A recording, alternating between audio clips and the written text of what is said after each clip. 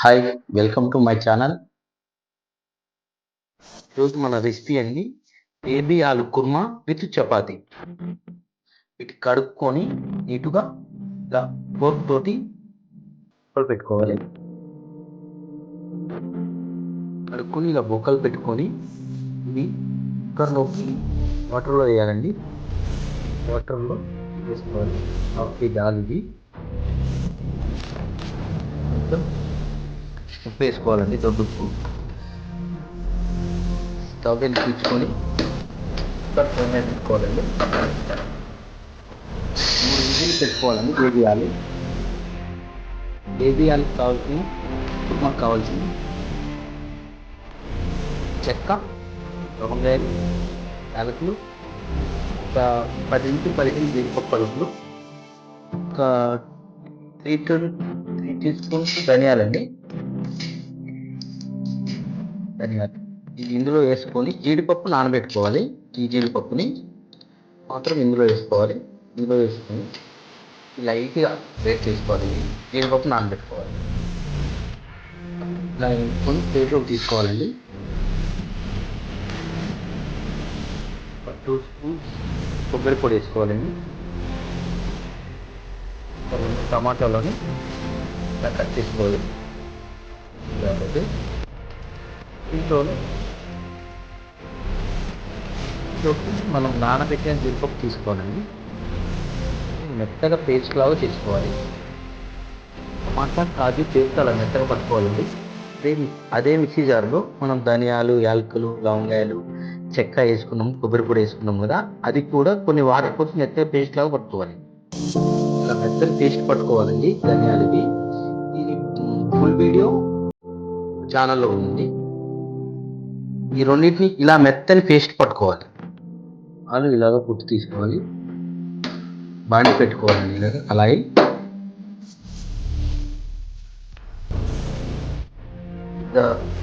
ఒక చిన్న కప్తో ఒక ఆయిల్ ఒక కప్ వేసుకోవాలి. ఆయిల్ వేడైన తర్వాత ఈ ఆయిల్లోకి ఆలు మొత్తం ఇందులో వేసుకొని కొంచెం ఫ్రై చేయాలండి. ఇలా సిమ్లో పెట్టుకొని లైట్గా వేగనీయాలండి. కొంచెం కలర్ చేంజ్ అయ్యేంత వరకు మనం వేగే లోపల ఆనియన్ కట్ చేసుకున్నాము.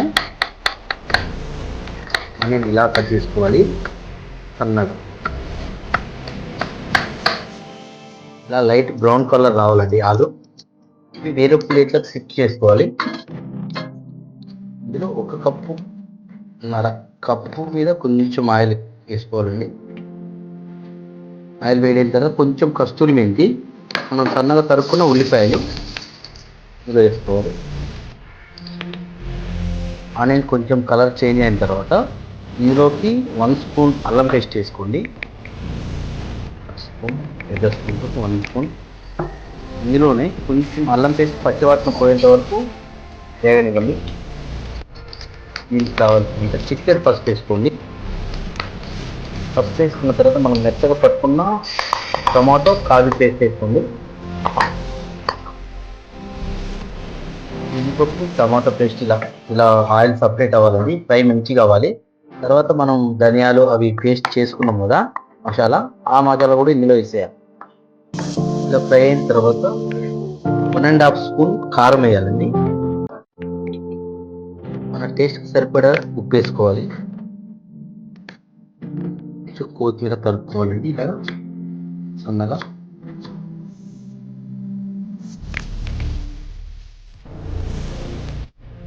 ఒక నిమ్మకాయ పెట్టుకోవాలండి. ఇందులో ఆయిల్ సపరేట్ రావాలండి. తర్వాత ఆలు ఇందులో వేసుకోవాలి.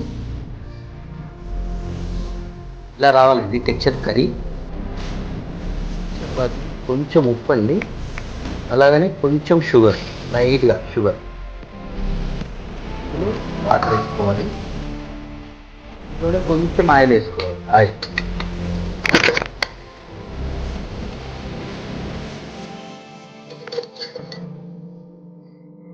లైట్గా ఆయిల్ వేసుకోవాలి. ఇందులో ఆశీర్వాద్ గోధుమ పిండి తీసుకున్నామండి. చపాతీని ఇలాగా ముద్దగా ఉంచి కలుపుకోవాలండి. స్మూత్ ఉండాలి. పిండి వేసుకోవాలండి. ముద్దను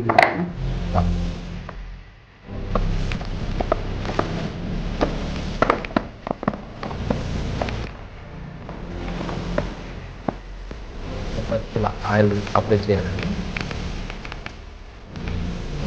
లైట్ మైదా తీసుకోవాలి. ఇలా పూరి తీసుకోవాలి. పూరి చపాతీ అంటారు. చేసే చపాతీ ప్రతి ఒక్కటి ఇలా చేసుకుని పక్క పెట్టుకోవాలి. ఫస్ట్ చపాతీలన్నీ ఇలా ఫోల్డ్ చేసుకొని పెట్టుకోవాలండి పక్కకి. ఫోల్డ్ చేసుకున్న చపాతీ ఇలా తీసుకోవాలి. సేమ్ ఇది మనం ఎలా అయితే ఫోల్డ్ చేసామో అలాగే చేయాలి. చాలా స్మూత్గా ఉంటుందండి చపాతీ తింటుంటే. ఇలా చేసుకోవాలి. చపాతీకి ఇలా ఆయిల్ వేసుకోవాలండి. చపాతీకి ఇలా ఈ కలర్లో కాల్చుకోవాలండి. ఇలా ఉబ్బుతుంది చపాతీ. చపాతీలన్నీ ఈ కలర్ రావాలండి.